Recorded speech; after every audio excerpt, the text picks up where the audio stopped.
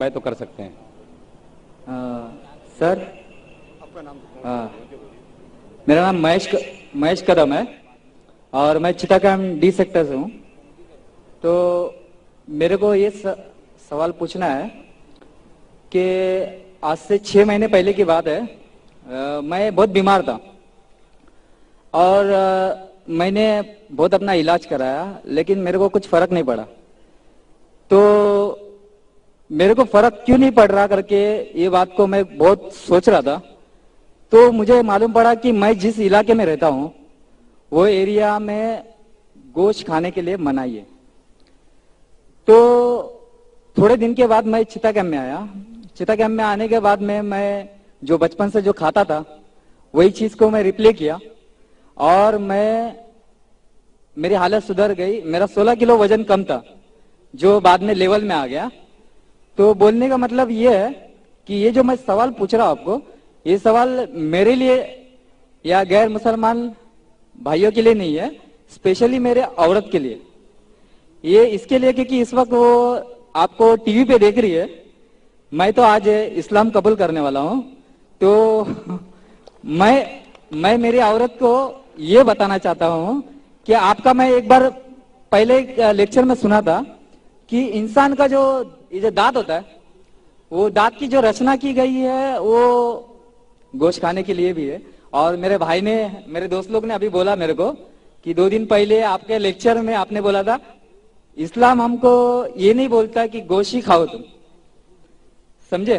आप परसों के दिन में मेरे शायद बोले थे कि गोश्त महंगा हुआ है, आप सब्जी भी खा सकते हो।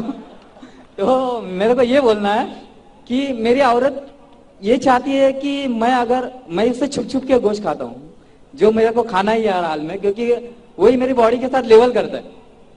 तो हाँ, क्योंकि मैं वैसा बचपन से मैं हूँ वैसा ही। लेकिन मेरी औरत हैंडीकैप्ट है, मेरी औरत, और मैं उससे बहुत प्यार करता हूँ और मैं चाहता हूँ कि वो भी इस्लाम धर्म ले, आपकी बात सुन के। अच्छा, दूसरी बात ये है कि उसको ये बोलिए आप कि आप इस्लाम धर्म कबूल कर रहे हो तो आपको गोश्त खाना कोई जरूरी नहीं। मैंने तो अभी तक कभी जबरदस्ती किया नहीं है और आगे भी करूंगा भी नहीं। तो मेरा सवाल जरा ज्यादा तो नहीं हो रहा है? समझ गया हूँ मैं भाई साहब, समझ गया हूँ। ज्यादा है लेकिन समझ गया हूँ। मुझे आदत है लोग से सवाल सुनने की, और जितना कठिन सवाल उतना मुझे मजा आता है। बिल्कुल। भाई साहब ने कहा कि वो ऐसे इलाके में रहते थे ना, गोश्त लोग नहीं खाते थे, गोश्त नहीं खाने की वजह से बीमार हो गए। फिर चिटागंज में गोश्त खाने की वजह से नहीं सर, एक्चुअली मैं दूसरी चीज की वजह से वीक हो गया था। लेकिन मैं जो मेरी खुराक थी वो मेरे को नहीं मिल रही थी वहां पे। मैं इंशाल्लाह जवाब को कंप्लीट करूंगा, फिर आपको मिल जाएगा इंशाल्लाह। मैं आपका सवाल समझ चुका हूँ और सुन भी चुका हूँ, और मैं मेडिकल डॉक्टर भी हूँ। बराबर। मैं इस्लाम और कंपैरेटिव रिलीजन के अलावा एक मेडिकल डॉक्टर भी हूँ। भाई साहब बीमार होने की वजह से, वो बीमार हो चुके थे और गोश्त नहीं खाने की वजह से फिर से रिकवरी नहीं मिलती थी। जब चिटागंज में आए तो गोश्त खाने लगे और रिकवर हो गए, और 13 किलो उसका वजन भी बढ़ गया उनका। और वो गोश्त खाने की आदत है बचपन से, क्योंकि गोश्त के अंदर मेडिकल साइंस आज ये कहती है कंप्लीट फूड है। जिस्म के अंदर अमाइनो एसिड की जरूरत लगती है 23 अमाइनो एसिड की, जिसमें से 8 अमाइनो एसिड जिस्म में खुद पैदा नहीं होते, उसे कहते हैं इसेंशियल अमाइनो एसिड। और ये खुराक में लेना, अपने खाने में लेना जरूरी है। कोई भी वेजिटेबल फूड में कंप्लीट प्रोटीन सारे 8 अमाइनो एसिड मौजूद ही नहीं है। अब जब फ्लैश खाते, गोश्त खाते, इसमें 8 अमाइनो एसिड मौजूद है जो वेरी गुड प्रोटीन है।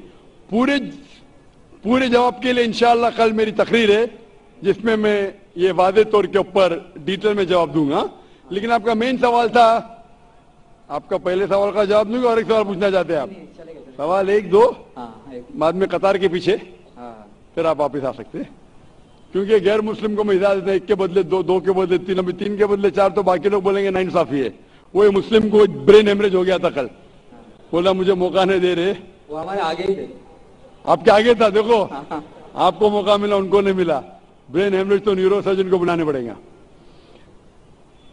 जैसे मैं कह रहा था कि आप अब इस्लाम से इंशाअल्लाह प्रसन्न हैं, اور آپ قبول کرنا چاہتے, آپ صاف ساتھ یہ کہنا چاہتے آپ کے بیوی سے کہ نان ویج کھانا, گوشت کھانا غلط نہیں, انشاءاللہ آپ کی بیوی سے کہیے کہ کل میرا پروگرام ابھی لائیو ٹیلی کاسٹ دیکھ رہی ہے, کل بھی یہ وقت دیکھیے 6:15 سے لے کے 10 بجے تک کے, انشاءاللہ جواب آپ کو ملے گا. لیکن یہ کہنا چاہتا ہوں کہ گوشت کھانا مسلمان کے لیے فرض نہیں ہے, کدھر بھی نہیں لکھا ہے قرآن یا حدیث میں کہ مسلمان کو گوشت کھانا فرض ہے. بالکل. کئی بار اگر آپ کا جسم گوشت کو ہضم نہیں کر سکتا ہے, کئی بار کچھ لوگوں میں, تو اس ٹائم گوشت مت کھاؤ. عام طور پہ انسان ہضم کر سکتا ہے. اگر آپ کو کچھ بیماری ہے جس سے گوشت کی وجہ سے آپ کو تکلیف ہوتی ہے تو مت کھاؤ, کھانا فرض نہیں ہے. لیکن اکثر عام انسانوں کے لیے کھانا اچھی بات ہے. جو چیز ہر انسان کے لیے غلط ہے, نقصان دہ ہے, وہ حرام ہے. مثال کے طور پہ شراب اکثر انسانوں کے لیے نقصان دہ ہے, گوشت ایسا نہیں ہے. لیکن آپ کی بیوی کو اگر گوشت پسند نہیں ہے اور اسے گوشت کا ٹیسٹ پسند نہیں ہے یا اچھا نہیں لگتا, وہ بالکل پھر بھی اچھی انسان رہ سکتی ہے اگر مانتے ہے کہ خدا ایک ہے اور بت پرستی نہیں کرتی ہے. اور میری عورت یہ سمجھتی ہے کہ اگر میں مسلمان بنتا ہوں تو میں کمپلسری گوشت کھاؤں گا اور اس کو بھی کھلاؤں گا. تو وہ آپ اپنے طریقے سے بتاؤ گے تو تھوڑا فرق پڑے گا. بھائی کو ڈر ہے کہ اس کی بیوی سمجھتی ہے کہ اگر یہ بھائی مسلمان بن گئے تو اس کے لیے کمپلسری, اور بیوی کو کھلانا بھی کمپلسری. اس کے لیے بھی کمپلسری نہیں اور بیوی کو کھلانا کمپلسری بالکل نہیں ہے. اور ایک بات کہوں گا میں بھائی صاحب, آپ یہ کہہ سکتے ہیں کہ میں مسلم بنوں گا, آپ بھی مسلم بن گے تو میں گوشت کھانا چھوڑ دوں گا. اگر آپ کی بیوی اسلام قبول کرنے کو راضی ہے آپ کے گوشت نہیں کھانے کی وجہ سے, تو میں آپ سے التجا کروں گا, درخواست کروں گا کہ گوشت کھانا چھوڑ دو اسلام قبول کرنے کے بعد. آپ کی بیوی اگر اسلام قبول کرتی ہے تو دونوں کو نجات ملیں گی. یہ ہوتا ہے کہ سیکریفائس کرنا بیوی کے لیے. بالکل ایسا ہی کروں. جیسے کہا تھا کہ ایک سجدہ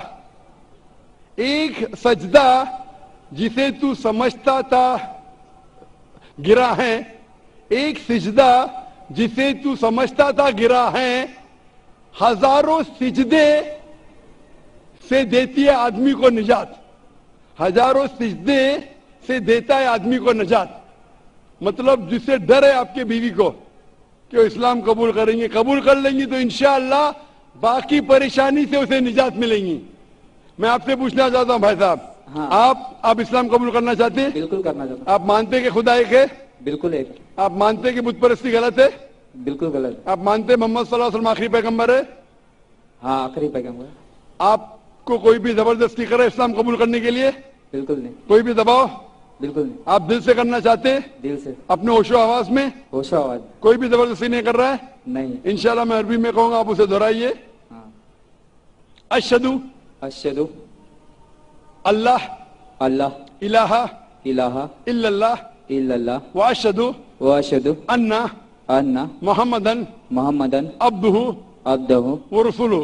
ورسولہ. میں شہادت دیتا ہوں میں شہادت دیتا ہوں کہ اللہ کے علاوہ اللہ کے علاوہ کوئی معبود نہیں, کوئی معبود نہیں, اور محمد صلی اللہ علیہ وسلم اس کے پیغمبر اور بندے ہیں.